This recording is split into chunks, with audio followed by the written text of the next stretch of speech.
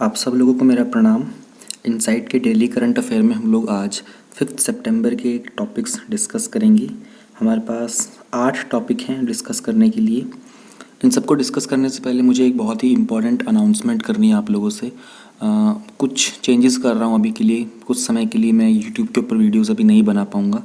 तो क्या क्या नहीं बना पाऊँगा और कौन सी भी कंटिन्यू रहेंगी और आने वाले टाइम के अंदर कब इसको दोबारा से रिज्यूम करूँगा, एक बार मैं आप लोगों को बता देता हूँ। कुछ समय के लिए अभी यूट्यूब के ऊपर मैं कोई वीडियोस पोस्ट नहीं कर पाऊँगा। तो ये जो न्यूज़ वीडियो आप देख रहे हो डेली न्यूज़ वाली 5 सितंबर की आप लोग देख रहे हो, इसके बाद कुछ समय तक कोई डेली न्यूज़ की वीडियो या फिर मंथली न्यूज़ की मैं वीडियो पोस्ट नहीं कर पाऊँगा। हालांकि जो हमारी फैक्ट फॉर प्रीलिम्स की और जो न्यूज़ इन शॉर्ट की सीरीज़ हमारी चल रही है वो कंटिन्यू होगी जब तक उसमें अगस्त मंथ तक हम लोग नहीं रीच कर जाते हैंगे, क्योंकि वो तो ऑलरेडी मैं शेड्यूल कर ही चुका हूँ पहले से। वो पूरी की पूरी सीरीज़ अभी कंटिन्यू होगी, लेकिन आज से कोई डेली न्यूज़ वगैरह या फिर कोई मंथली कंपाइलेशन में नहीं कर पाऊँगा। ये सारी की सारी चीज़ें दोबारा से रिज्यूम करेंगे आफ्टर 10 नवंबर। तो 10 नवंबर के आसपास एक दो दिन आगे पीछे सारी की सारी चीज़ें मैं फिर से रिव्यू करूँगा। इस पूरे ड्यूरेशन में जो भी हमारा मिस होगा सितंबर का एंड अक्टूबर का और अगस्त की जो हमारी विजन की मंथली कंपाइलेशन मिस होगी, ये सारी की सारी आफ्टर नवंबर में रिकवर कर दूंगा पूरी की पूरी मंथली कंपाइलेशन। कुछ भी ऐसा मिस नहीं होगा। ऑलराइट, तो दिसंबर 2020 तक हम लोग ये बीच का जो भी मिस होगा ना, अभी सितंबर अक्टूबर का जो भी मिस होने वाला है, ये सारा का सारा मैं रिकवर कर दूंगा। तो इस चीज़ की तो आप टेंशन मत ही लेना। इसी के साथ साथ नवंबर से और भी बहुत सारी चीज़ें ऐड ऑन करेंगे। जनवरी से लेकर के और नवंबर तक का पूरा मंथली कंपाइलेशन जो भी पेंडिंग थी, विजन की पेंडिंग थी, कुछ इनसाइट की पेंडिंग थी, मंथली कंपाइलेशंस सारी की सारी दोबारा करेंगे। और इस तरीके से करेंगे कि जो हो चुकी है उनको भी दोबारा करेंगे ताकि लोगों का रिवीजन भी हो जाएगा। ठीक है, तो ये रिवीजन वाला पार्ट होगा थोड़ा सा आगे फ्यूचर में एक्सटेंड हो सकता है जनवरी फरवरी तक। अभी मैं श्योरिटी नहीं कह सकता, इतने लंबे समय की प्लानिंग में बता नहीं सकता हूँ, लेकिन मैं ये ज़रूर कह सकता हूँ कि सारी की सारी चीज़ें करेंगे। प्लस में इसके साथ में आंसर राइटिंग के नए ग्रुप्स भी बनाएंगे। ठीक है, और एमसीक्यू के भी नए ग्रुप्स बनाएंगे। एक जो हम लोगों ने वॉइस नोट से सिलेबस कंप्लीट करने का एक कॉन्सेप्ट था वो भी बनाएंगे पूरा का पूरा। हर एक चीज़ आगे फुल फ्लैश मैनर में स्टार्ट करेंगे आफ्टर 10 नवंबर के आसपास। तो 10 नवंबर के आसपास का मतलब उससे एक दो दिन पहले भी हो सकता है, एक दो दिन बाद में भी हो सकता है, लेकिन अराउंड दैट तक अभी मैं कुछ पोस्ट नहीं कर पाऊँगा। और आप लोगों को मैंने कुछ और भी अपडेटेड इन्फॉर्मेशन दी है कि तो उसके रिगार्डिंग मैं कहूँगा कि आप टेलीग्राम ग्रुप पे जाके चेक कर लेना। हालांकि वहाँ पर भी मैंने चैट ऑप्शन ऑफ कर दिया है, लेकिन उससे पहले मैंने एक मैसेज वहाँ पे पोस्ट किया हुआ है। तो @UPSC मंथली कंपाइलेशंस करके टेलीग्राम चैनल है, @UPSC मंथली कंपाइलेशंस। डिस्क्रिप्शन में भी लिंक है, आप वहाँ से भी जा सकते हो या फिर आप टेलीग्राम पे डायरेक्टली सर्च कर सकते हो @UPSC monthly compilations. Telegram group पर मैंने आप लोगों को एक 5-10 मिनट का वॉइस नोट बना करके सारी बातें बता दी हैंगी कि कब तक कैसे क्या कुछ पोस्ट करेंगे, बाद में कब करेंगे, किस टाइम। तो प्लीज़ वो आप देख लीजिएगा। Okay, and that's it. Thank you very much. Start करते हैं आज का। आज का हमारा पहला टॉपिक है doctor Radhakrishnan. Second is what is judicial disqualification और रिक्यूज़ल। थर्ड में एक इंडेक्स है यंग चाइल्ड आउटकम्स का और यंग चाइल्ड का एनवायरनमेंट इंडेक्स। फोर्थ में ब्रिक्स के कल्चर मिनिस्टर्स की मीटिंग हुई थी। फिफ्थ में नेटो। सिक्स्थ में international atomic energy agency. Seventh में what counts as act of God. Eighth में व्हाट आर नेशनल पार्क्स। पहला टॉपिक हमारा जीएस पेपर 1 से बिलोंग करता है। Modern Indian history from about the middle of the 18th century until the present. Doctor Radhakrishnan. Teachers day जो observe किया जाता है हर साल, एनुअली मतलब हर साल 5 सितंबर को, इस दिन हम कमेमोरेट करते हैं डॉक्टर राधाकृष्णन की बर्थ एनिवर्सरी। ये इंडिया के पहले वाइस प्रेसिडेंट थे और सेकंड प्रेसिडेंट भी थे। इनका बर्थ हुआ था 5 सितंबर 1888 को थिरुतनी तमिलनाडु के अंदर। उनकी कुछ फ़िलॉसफी थी और कुछ लिटरेरी वर्क्स थे, उनकी पोजीशंस, उनके अवार्ड्स, ऑनर्स, इनके बारे में देख लेते हैं। इनकी एक बुक है the philosophy of Rabindranath Tagore, जिसके कारण इनको ग्लोबल लेवल के ऊपर अटेंशन मिली थी इंडियन फिलॉसफी को ध्यान में रखते हुए। इनकी फ़िलॉसफी के जो रूट्स हैं वो अद्वैत वेदांत में हैं। अद्वैत वेदांत क्या होता है ये कॉन्सेप्ट आपको जानना थोड़ा ज़रूरी है।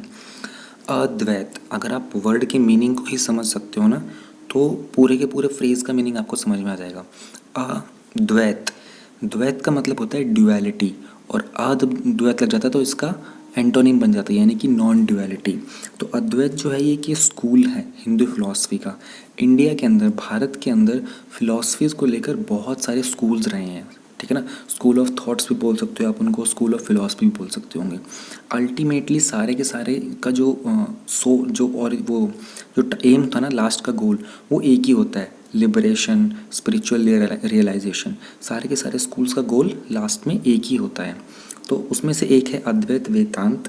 ये अपने आप में एक बहुत ही बड़ा क्लासिकल सिस्टम होता है स्पिरिचुअल रियलाइजेशन का। तो अद्वैत के अंदर बोला जाता है कि जो ब्राह्मण है ना, that alone is the ultimate real. अब ब्राह्मण जो है यहाँ पर, ये वो वर्ण की बात नहीं कर रहे हैं कि ब्राह्मण वर्ग, क्षत्रिय वर्ग, ये not as a human being, ये उस अल्टीमेट प्रिंसिपल की बात कर रहे हैं, उस तत्व की बात कर रहे हैं जो सोर्स ऑफ द क्रिएशन है ना, उस तक पहुंचना ही अल्टीमेट गोल होता है लाइफ का, ठीक है ना। ये अपने आप में एक हाईएस्ट प्रिंसिपल है। तो उस ब्राह्मण की बात कर रहे हैं।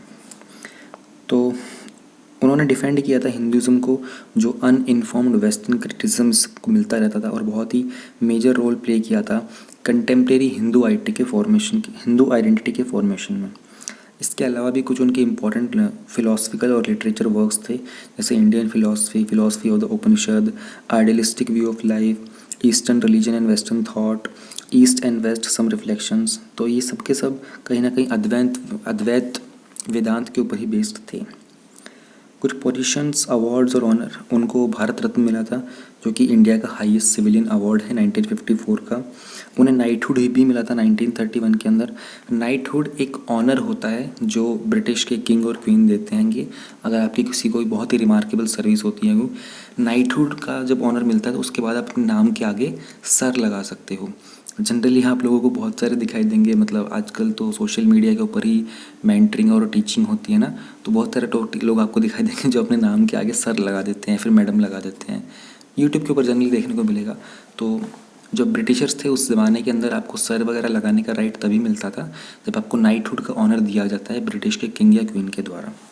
तो इनको भी नाइटहुड का ऑनर मिला था 1931 में, और एक ऑनररी मेंबरशिप भी मिली थी ब्रिटिश का जो रॉयल ऑर्डर ऑफ मेरिट है 1963 में। इन्हें यूनेस्को के एग्जीक्यूटिव बोर्ड का चेयरमैन इलेक्ट किया गया था 1948 में, और ये वन ऑफ द फाउंडर्स थे हेल्पेज इंडिया के, जो कि बहुत ही रिनोन्ड एनजीओ थी, जो भी हमारे एल्डरली अनप्रिविलेज्ड लोग होते हैं इंडिया के, उनके लिए।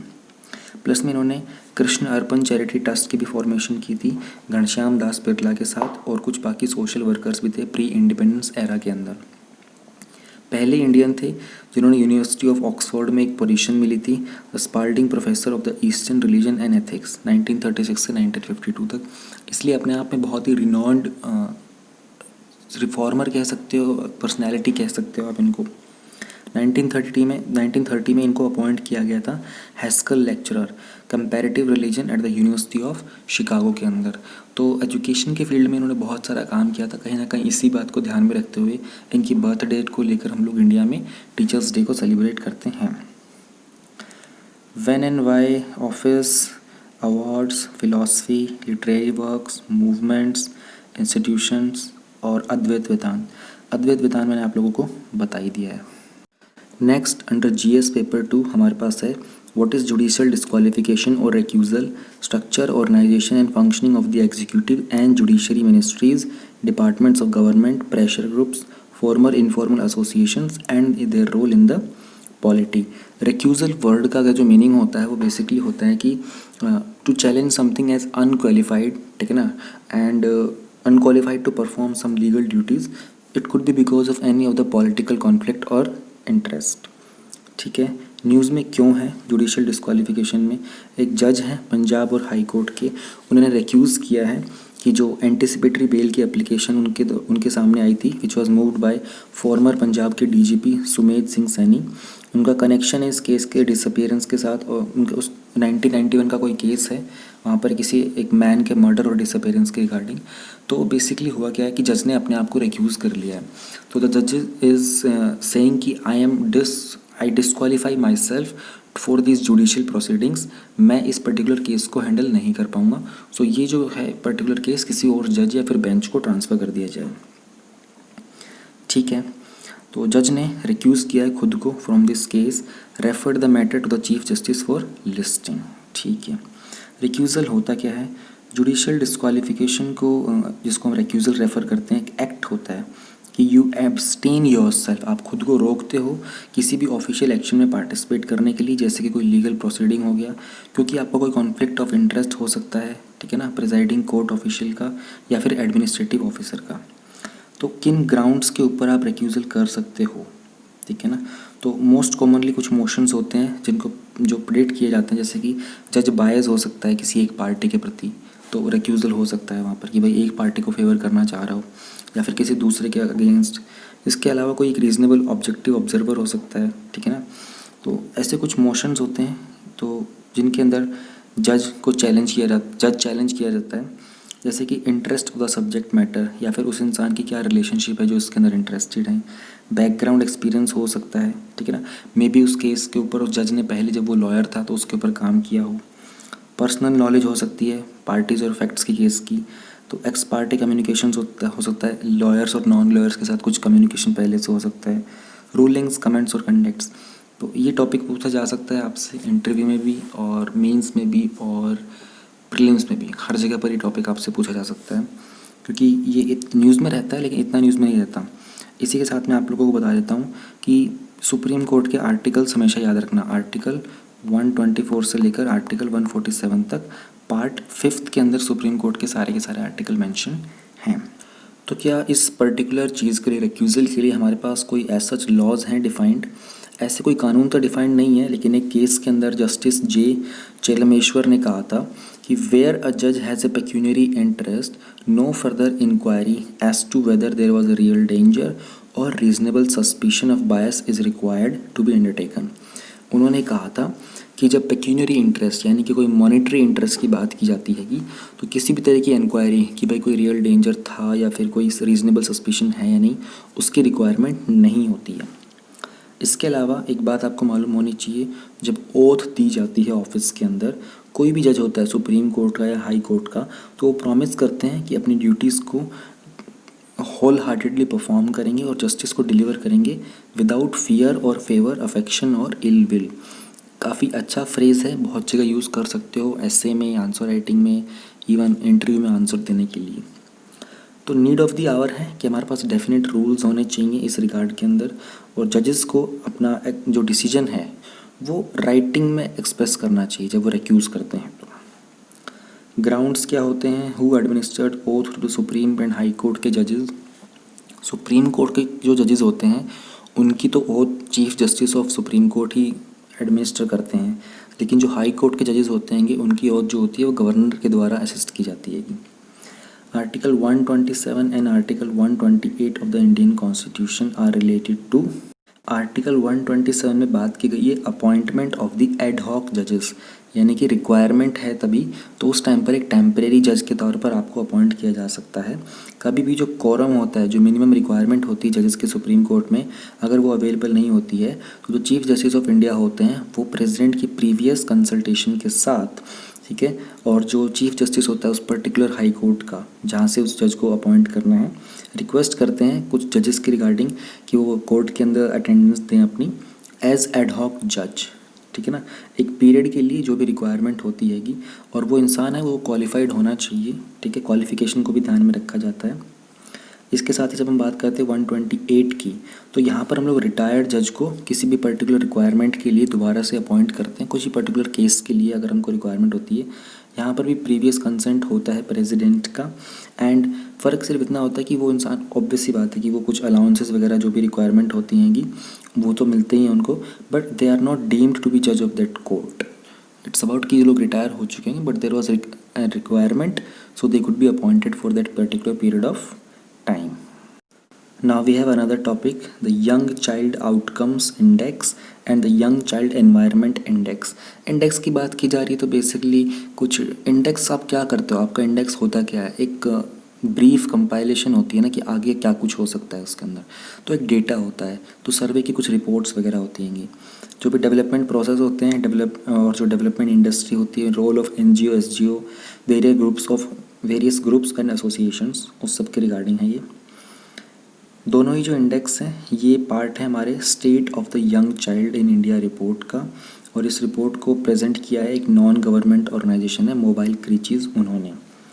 यंग चाइल्ड आउटकम इंडेक्स क्या है, यहाँ पर हम मेजर करते हैं, ठीक है, हेल्थ, न्यूट्रिशन, कॉग्निटिव ग्रोथ। इसमें कुछ इंडिकेटर्स होते हैं जिनका यूज़ किया जाता है इन सबको मेजर करने के लिए, जैसे कि इन्फेंट मोर्टेलिटी रेट, स्टंटिंग, और प्राइमरी स्कूल लेवल के अंदर नेट अटेंडेंस क्या है। तो इस रिपोर्ट की फाइंडिंग क्या आएगी, पहले हम लोग यंग चाइल्ड आउटकम की बात कर रहे हैं, फिर हम लोग यंग चाइल्ड एनवायरनमेंट के बारे में बात करेंगे। टॉप 5 में जो स्टेट्स हैं वो केरला, गोवा, त्रिपुरा, तमिलनाडु और मिज़ोरम हैं, जिनको चाइल्ड के वेलबींग के रिगार्डिंग इनकी परफॉर्मेंस बहुत अच्छी रही हैगी। 8 ऐसे स्टेट हैं इंडिया के अंदर जिनकी परफॉर्मेंस तो बहुत ही बेकार थी, यानी कि एवरेज से भी बिलो थी।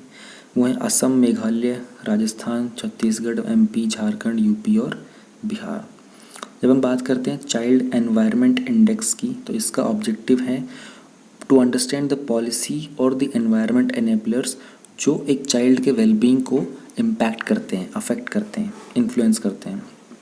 इसको कैसे मेजर किया जाता है, यहाँ पर हम लोग 5 पॉलिसी इनेबलर्स को यूज़ करते हैं, ठीक है, जो इन्फ्लुएंस करते हैं एक चाइल्ड के वेलबींग के आउटकम्स को। इसमें होता है poverty alleviation, strengthening the primary health care, improving education levels, safe water supply and promotion of gender equity. इसकी भी की फाइंडिंग्स हैं, वहाँ पर टॉप में है केरला, गोवा, सिक्किम, पंजाब, हिमाचल प्रदेश, और 8 स्टेट हैं below average score on the outcomes also fared poorly on this one, यानी कि जो पहले वाले थे जिनका आउटकम पहले वालों में ख़राब था उनका आउटकम यहाँ पर भी ख़राब है। तो इस रिपोर्ट को ध्यान में रखते हुए कुछ सजेशंस क्या दिए गए हैं। इंडिया के अंदर एक चाइल्ड के ऊपर अगर 2018 की डेटा की बात करें तो 1723 रुपीज़ स्पेंड किए जाते हैं उसके न्यूट्रिशन, हेल्थ केयर और एजुकेशन के ऊपर। ये अपने आप में बहुत ही इनसफिशिएंट अमाउंट है कंसिडरिंग की जो अवेलेबिलिटी ऑफ रिसोर्सेज होते हैं और जो पॉपुलेशन है हमारी कंट्री की। इसलिए ज़रूरत है कि हम लोग जो पब्लिक स्पेंडिंग है चिल्ड्रन के ऊपर उसको थोड़ा इंक्रीज़ करें। रिपोर्ट को रिलीज़ कौन करता है, कुछ various indices, performance of various states, all covered. Next में ब्रिक्स के कल्चर मिनिस्टर्स की मीटिंग हुई है and this topic is covered under bilateral, regional and the global groupings and agreements involving India और अफेक्टिंग इंडियाज़ इंटरेस्ट। कॉन्टेक्स्ट क्या है, 5th BRICS के culture minister की मीटिंग हुई थी वाया वीडियो कॉन्फ्रेंस, और ये हुई थी रशियन फेडरेशन की चेयरमैनशिप के अंडर। हमको ब्रिक्स के बारे में कुछ फैक्ट्स मालूम होने चाहिए, मीटिंग के रिगार्डिंग अभी कुछ इंपॉर्टेंट नहीं है। ब्रिक्स एक एक्रोनिम है जहाँ पर 20 हिस्सा है, ब्राज़ील, रशिया, इंडिया, चाइना और साउथ अफ्रीका। 2001 में जो ब्रिटिश के इकोनॉमिस्ट थे जिम ओनील, उन्होंने ये टर्म कॉइन किया था ब्रिक, जहाँ पर उन्होंने डिस्क्राइब किया था 4 इमर्जिंग इकोनॉमीज़ को, ब्राज़ील, रशिया, इंडिया और चाइना को। इस ग्रुपिंग को फॉर्मलाइज़ किया गया था जब इनकी फर्स्ट मीटिंग हुई थी ब्रिक के फॉरेन मिनिस्टर की 2006 तब उस टाइम पर।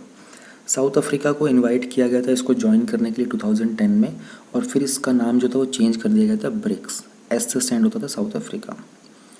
बाकी की पॉइंट्स क्या हैं इसके, जो चेयरमैनशिप है इस फोरम की वो एनुअली रोटेट करती है इन मेंबर्स के अमंग इन अकॉर्डिंग्स, यानी कि BRICS, पहले ब्राज़ील की चेयरमैनशिप, अगले साल रशिया की, अगले साल इंडिया की, ऐसे एक सर्कुलेशन में रहती है। और एनुअली होती है इनकी लीडर्स की समिट। लीडर की समिट जब वर्ड यूज़ होता है तो मतलब जो हाईएस्ट लीडर, रिप्रेजेंटिंग लीडर होता है ना, वो आते हैं, तो यानी कि प्रेसिडेंट आएंगे, प्राइम मिनिस्टर्स आएंगे। कॉन्फ्रेंस के अंदर रिस्पॉन्सिबल मिनिस्टर्स भी जा सकते हैं, ठीक है ना, रिप्रेजेंटेटिव्स जा सकते हैं, लेकिन जब समिट कोई हो रहा होगा तो हाईएस्ट लीडर को इन्वाइट किया जाता है। जो 6th ब्रिक्स की समिट हुई थी फोर्टेल्जा के अंदर 2014 में, वहाँ पर लीडर्स ने साइन किया था। अच्छा, अब आपको पता करना हो कि 6th ब्रिक की समिट को कहाँ पर हुई थी, तो आप इस ब्रिक्स वर्ड को ही पूरा सर्कुलेट कर लो, 1 2 3 4 5। 5th साउथ अफ्रीका में हुई थी, तो 6th जो होगी वो घूम कर दोबारा में कहाँ हुई होगी, ब्राज़ील के अंदर ही। तो फोर्टेल्जा कहाँ पे है, ब्राज़ील के अंदर है। 2014 में हुई थी जहाँ पर लीडर्स ने एग्रीमेंट साइन किया था, यहाँ इन्होंने एस्टेब्लिश किया था न्यू डेवलपमेंट बैंक। इनिशियली इसका नाम ब्रिक्स डेवलपमेंट बैंक ही था, प्लस में यहाँ पे इन्होंने साइन किया था कंटिंजेंट रिजर्व एग्रीमेंट। देखो, जो ये न्यू डेवलपमेंट बैंक है ना, इसके हेडक्वार्टर तो शंघाई में है, यानी कि चाइना के अंदर। और रिसेंटली चाइना ने बात की थी कि एक 5G का एक इनोवेशन सेंटर भी बनाते हैं ब्रिक्स के अंडर ही, चाइना के अंदर, लेकिन इंडिया अभी उसको तरीके से रिस्पॉन्ड नहीं कर रहा है। तो ये जो NDB है, जो न्यू डेवलपमेंट बैंक है, इसका काम होता है लोन्स देना, गारंटीज़ देना, इक्विटीज़ वगैरह देना, ठीक है ना। और कोई भी यूएन की जो मेंबर कंट्री होती है ना, वो एनडीबी का पार्ट बन सकती है, ठीक है। और हम बात करते हैं जो ब्रिक्स का कंटिंजेंट रिजर्व एग्रीमेंट है, ये एक फ्रेमवर्क है। ऑलराइट, यहाँ पर क्या करते हैं कि अगर कोई बेसिकली कुछ सपोर्ट प्रोवाइड करनी है लिक्विडिटी या फिर कोई प्रिकॉशनरी इंस्ट्रूमेंट्स के तहत, ठीक है ना, ताकि कोई एक्चुअल या फिर पोटेंशियल अगर शॉर्ट टर्म बैलेंस होता है पेमेंट्स का, कोई पेमेंट्स का प्रेशर होता है उसके रिगार्डिंग, ओवरऑल कहें तो ये प्रोटेक्शन प्रोवाइड करता है कोई भी ग्लोबल लिक्विडिटी प्रेशर होता है उसके अंडर। तो ये सब के सब ये फोर्टालिज़ा में साइन किए गए थे 2014 के अंदर ही। और cooperation among members achieved through 3 tracks होते हैं।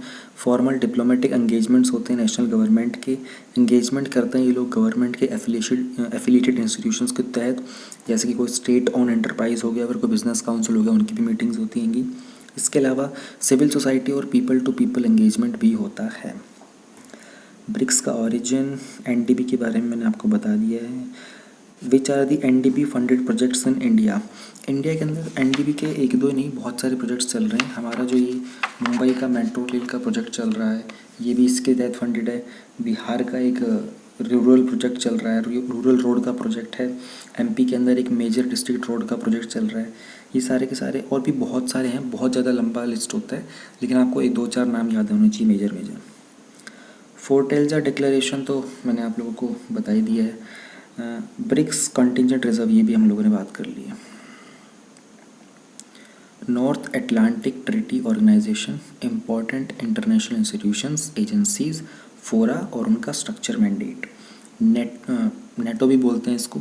नेटो बेसिकली एक तरीके की एक स्ट्रेटजिक मिलिट्री कॉपरेशन आप कह सकते हो, ट्रीटी कह सकते हो। तो इसको जब साइन किया गया था तो इसका जो एक मेजर मोटिव था वो ये था कि अगर इस नॉर्थ अटलांटिक ओशन के लेफ़्ट राइट में जो भी कंट्रीज़ हैं, इन सब ने मिलकर आपस में एक ट्रीटी बनाई थी। अगर किसी एक कंट्री के ऊपर अटैक होगा तो बाकी कंट्री उसका सपोर्ट करेंगी। तो एक तरीके से ये एक मिलिट्री की स्ट्रेटजिक ट्रीटी है। अभी न्यूज़ में क्यों है, क्योंकि ग्रीस और टर्की के बीच में आपस में एक टसल चल रहा है। टर्की जो है वो बहुत एग्रेसिवली जो मेडिटेरेनियन रीजन है वहाँ पर ऑयल गैस के लिए ड्रिलिंग कर रहा है, जो कहीं ना कहीं ग्रीस के एरियाज़ को भी इम्पेक्ट कर रहा है। तो इसी के रिगार्डिंग फ्रांस ने मीडिएट करने की कोशिश की थी, नेटो ने मीडिएट कोशिश की थी, लेकिन ग्रीस ने रिजेक्ट कर दिया नेटो का मीडिएशन, ठीक है ना। और ग्रीस ने ये कहा है कि वो डीएस्केलेट तभी करेगा जब टर्की की जो वेसल्स हैं वो ग्रीक के वाटर से विड्रॉ करेंगे। इशू क्या है, रिसेंट वीक्स में दोनों की टेंशन थोड़ी सी बढ़ गई थी ईस्टर्न मेडिटेरियन रीजन के अंदर।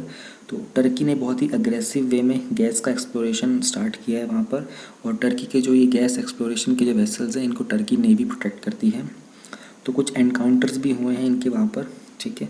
और एक थर्ड कंट्री फ्रांस जो कि इसमें इन्वॉल्व हो रहा है, जो कहीं ना कहीं ग्रीक को साइड कर रहा है, सपोर्ट कर रहा है। ये न्यूज़ हम लोग पहले पढ़ चुके हैं, रिपीट हो रही है अभी ये। तो ये टेंशन एक और चीज़ हाईलाइट करती है कि किस तरीके से डिक्लाइन हो रहा है यूएस की पावर का वहाँ पर। तो लेटेस्ट टेंशन्स का कॉज क्या है, तो एक ब्रेकिंग पॉइंट पर इसलिए पहुंच गई थी टर्की और ग्रीस की टेंशन्स, क्योंकि टर्की ने ड्रिलिंग करना स्टार्ट कर दिया था जो हमारा मेडिटेरेनियन आइलैंड है साइप्रस का, उसके पास में, जो कि ग्रीस की तरह ही एक ईयू मेंबर कंट्री है। लेकिन टर्की इसको रिकॉग्नाइज़ नहीं करता, इस डिवाइडेड आइलैंड साइप्रस को एज ए स्टेट, और टर्की क्लेम करता है इसका 44%। साइप्रस के अंदर स्प्लिट हुआ था एथनिक लाइंस के ऊपर 1974 के अंदर, जब टर्की ने इसको इन्वेड किया था। नेटो के बारे में देख लेते हैं। इंटर गवर्नमेंटल मिलिट्री अलायंस है, वाशिंगटन ट्रीटी के तहत ये साइन किया गया था। वाशिंगटन ट्रीटी 1949 में ही साइन की गई थी, ये वही ट्रीटी है, इसको आप नेटो ट्रीटी भी बोल सकते हो। और इसी के अंडर ये होता है कि ट्रीटी में यही मेंशन किया गया था कि भाई क्या बात है, अगर कोई भी एक कंट्री के ऊपर अटैक होगा, अब वाशिंगटन डीसी में इसको साइन किया गया तो इसका नाम वाशिंगटन ट्रीटी रख दिया गया था। वाशिंगटन डीसी के अंदर ये जो वर्ड डीसी होता है ना, ये स्टैंड करता है डिस्ट्रिक्ट ऑफ कोलंबिया के लिए। और आपको पता होना चाहिए कि यूएस के फ्लैग के अंदर 50 स्टार्स होते हैं, कि 50 स्टार्स हैं वो यूनाइटेड स्टेट्स के हर एक स्टेट को रिप्रेजेंट करते हैं। तो जैसे इंडिया में अभी हमारे पास जो जितने नंबर ऑफ़ स्टेट्स हैं, उसी तरीके यूएस में जो स्टेट्स हैं उनका काउंट है 50। इस ट्रीटी को 4 अप्रैल 1949 में साइन किया गया था। नेटो के हेडक्वार्टर जो हैं वो ब्रुसेल्स में हैं, और जो हेडक्वार्टर है अलाइड कमांड ऑपरेशंस के, ये मॉन्स के बेल्जियम है।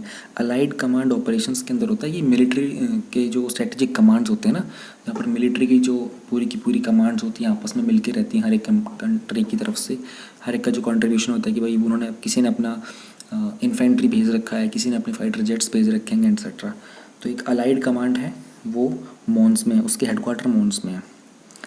सिग्निफिकेंस तो बता ही दिया है। कंपोजिशन देख लेते हैं। तो स्टार्टिंग में इसमें 12 कंट्रीज़ थे जब इन्होंने वॉशिंगटन ट्रीटी को साइन किया था 1949 में, फिर बाद में इंक्रीज़ होके 30 हो गए हैं। जो मोस्ट रिसेंट एडिशन हुआ है ये बिल्कुल अभी अभी हुआ है मार्च 2020 के अंदर ही, वो है नॉर्थ मैसेडोनिया का। तो ये आपको याद होना चाहिए, ये पूछा जा सकता है न्यूज़ में कह रहा हूँ, न्यूज़ में है लेकिन पूछा जा सकता है आपसे इंटरव्यू में भी और प्रीलिम्स में भी। नेटो की जो मेंबरशिप है ये किसी भी यूरोपियन स्टेट के लिए ओपन है, ठीक है ना, अगर वो उनके जो ट्रीटी के प्रिंसिपल्स हैं उन सब से अलाइन करता है और कंट्रीब्यूट करता है नॉर्थ अटलांटिक सी के लिए, तो कोई भी यूरोपियन कंट्री इसका मेंबर बन सकता है। ऑब्जेक्टिव 2 हैं इनके, पॉलिटिकल ऑब्जेक्टिव है, मिलिट्री ऑब्जेक्टिव है। मिलिट्री ऑब्जेक्टिव तो मैंने आपको बता ही दिया है, ठीक है ना, कोई भी क्राइसिस मैनेजमेंट करना होता है मिलिट्री के रिगार्डिंग तो उस टाइम पर ये बहुत काम आती हैगी। और वॉशिंगटन ट्रीटी में कहीं ना कहीं इन्होंने ये भी डिफाइन किया था कि यूरोपियन एरिया के अंदर ना मल्टीलेटरलिज्म लेके आना है। तो जिस तरीके से सोवियत यूनियन के अंदर और जो वर्ल्ड वॉर 2 हुआ था ना उसके बाद यूएस ने कहीं ना कहीं सोचा था कि यूरोपियन कंट्री के अंदर जब मल्टीलेटरलिज्म रहेगा ना तो चीज़ें कंट्रोल रहेंगी। पॉलिटिकल की बात करें तो ये लोग चाहते हैं कि जो डेमोक्रेटिक वैल्यूज़ हैं इन मेंबर्स की, ठीक है, वो सबकी सब मेंटेन रहें। कोई भी प्रॉब्लम हो ये लोग आपस में मिलकर सॉल्व कर सकते हैं और किसी कॉन्फ्लिक्ट को प्रिवेंट कर सकते हैं। जैसे अभी ग्रीस और टर्की वाला चल रहा है तो नेटो इसमें मीडिएट करने की कोशिश कर रहा है लेकिन ग्रीस ने डिक्लाइन कर दिया है। मिलिट्री की बात करें तो पीसफुल रेजोल्यूशन चाहते हैं पहले तो, लेकिन अगेन वही चीज़ होगा कि अगर कोई भी एक कंट्री पे अटैक होगा तो दूसरी कंट्री उसको सपोर्ट करेंगी। तो ये जो वॉशिंगटन ट्रीटी थी ना इसको पहली बार इन्वोक किया गया था जो 9/11 के अटैक्स हुए थे ना, तो फर्स्ट टाइम इसको इन्वोक किया गया था। नेटो के जेनेसिस, नेटो के allied, who can become member, Washington treaty, countries जो सराउंड करती हैं नॉर्थ अटलांटिक ओशन को, तो ये तो बहुत सारी country, UK, US, Uruguay, Venezuela, Canada, Bahamas, Greenland, Costa Rica, बहुत सारी कंट्रीज़ हैं। लेटेस्ट नेटो मेंबर तो नॉर्थ मैसेडोनिया हो ही गया। नेक्स्ट हमारे पास है इंटरनेशनल एटॉमिक एनर्जी एजेंसी। ये भी आता है हमारे इंपॉर्टेंट इंटरनेशनल इंस्टीट्यूशंस में फोरा और उनके स्ट्रक्चर मैंडेट के लिए।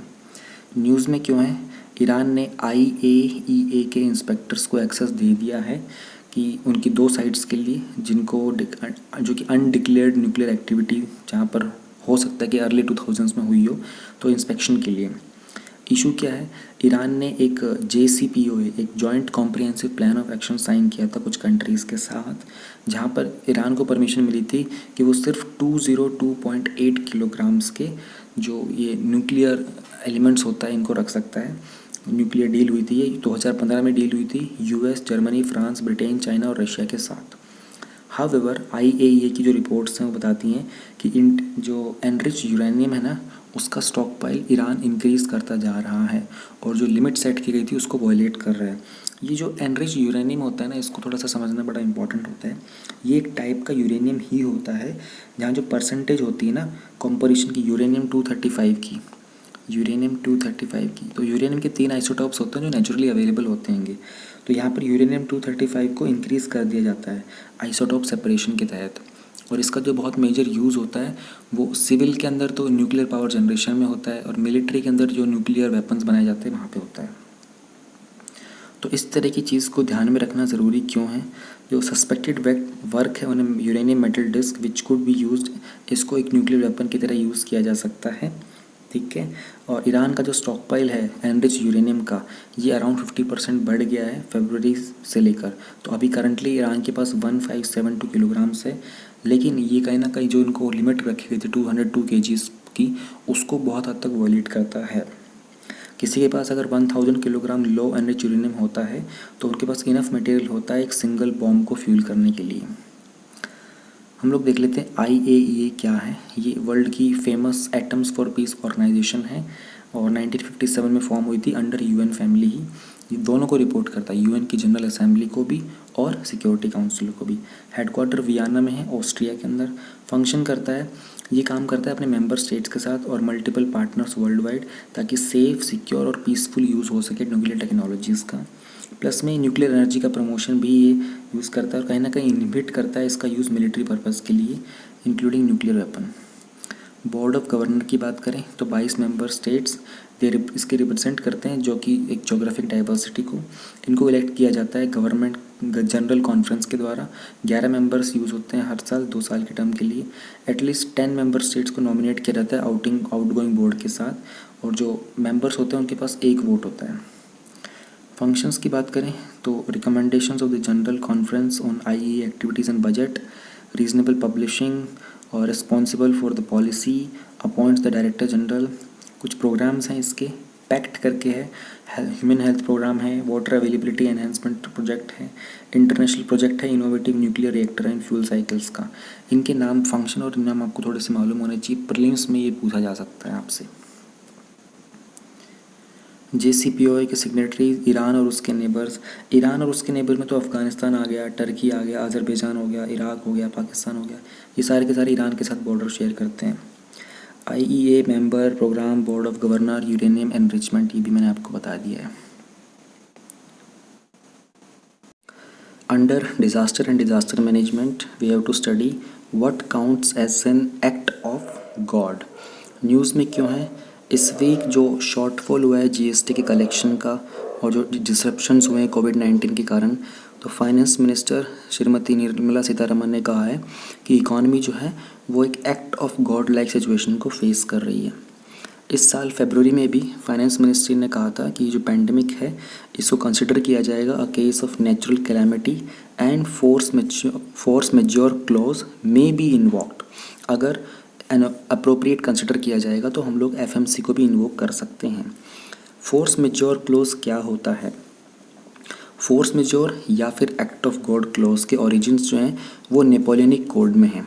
अब ये जो नेपोलियनिक कोड है ये क्या है, इसके ओरिजिन्स फ्रांस के रूल ऑफ लॉ के अंदर आते हैं, किस तरह से उनका कानून वगैरह बनाया गया था ना, ये आज भी प्रेवलेंट है। जो नेपोलियन कोड है वहाँ पर कानून कैसे बनाना है, और कुछ ऐसे कानून हैं जो उस रूल ऑफ लॉ में मेंशन नहीं है, तो जजेस को पावर है कि वो उस रूल ऑफ लॉ को इंटरप्रेट करें, लॉ को इंटरप्रेट करके सिचुएशंस को हैंडल करें।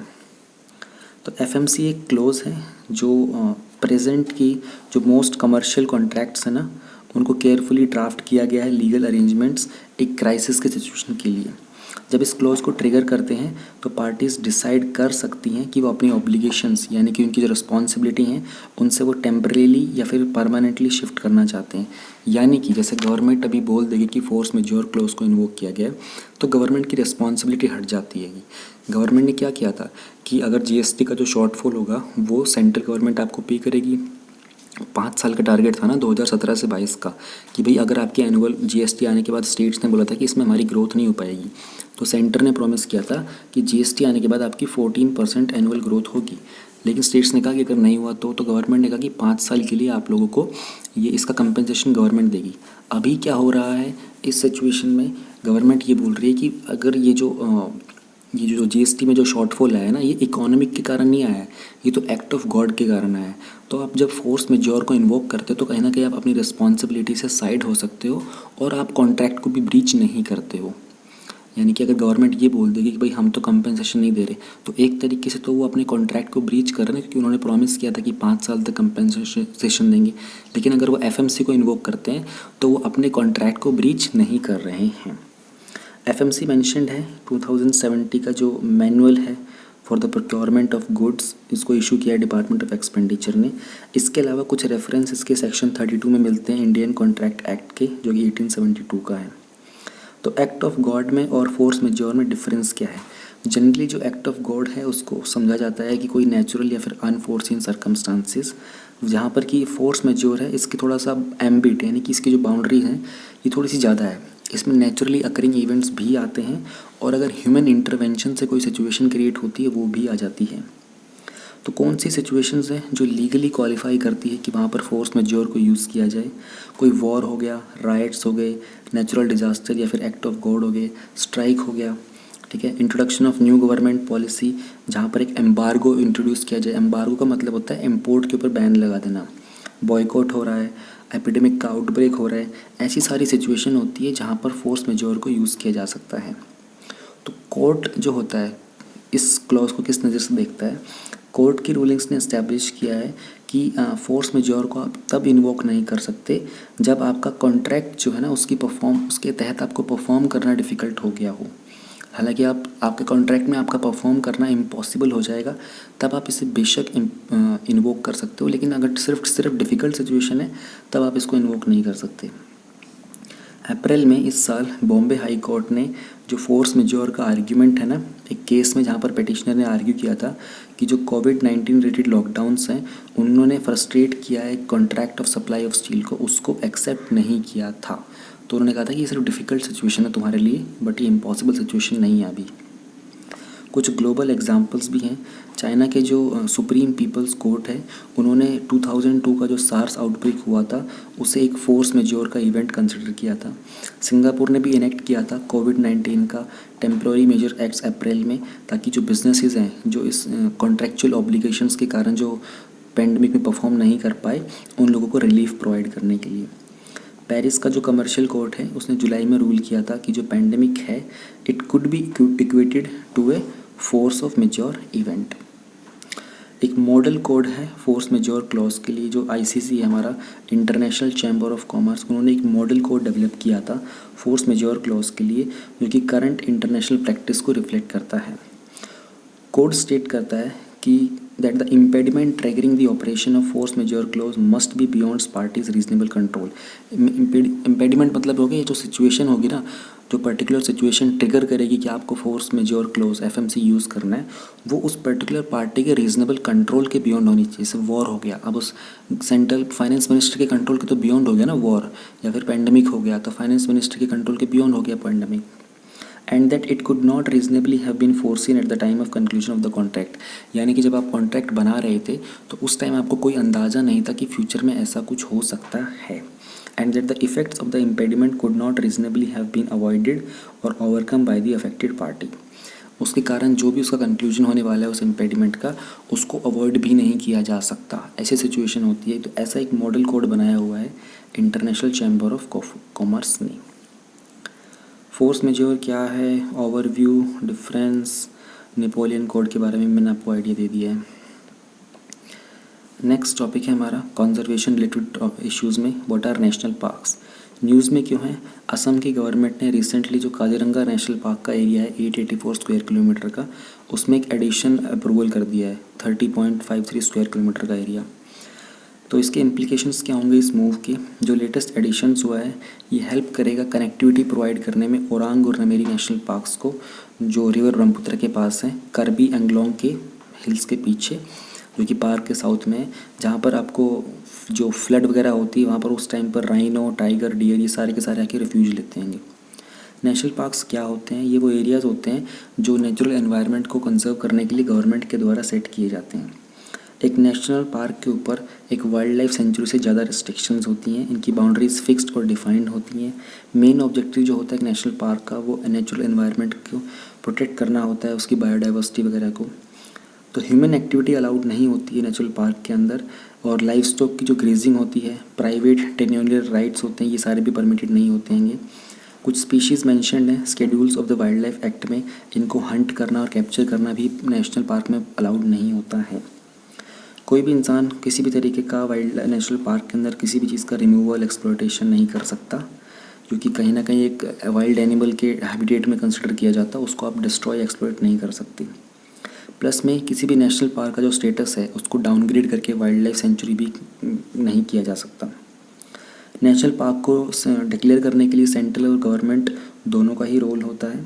किसी भी तरह की बाउंड्री का ऑल्टरेशन नहीं किया जा सकता, एक्सेप्ट अगर स्टेट लेजिस्लेचर में एक रेजोल्यूशन पास ना किया होगा। तो आपको कुछ भी करना होगा तो स्टेट लेजिस्लेचर में एक रेजोल्यूशन पास करना होगा।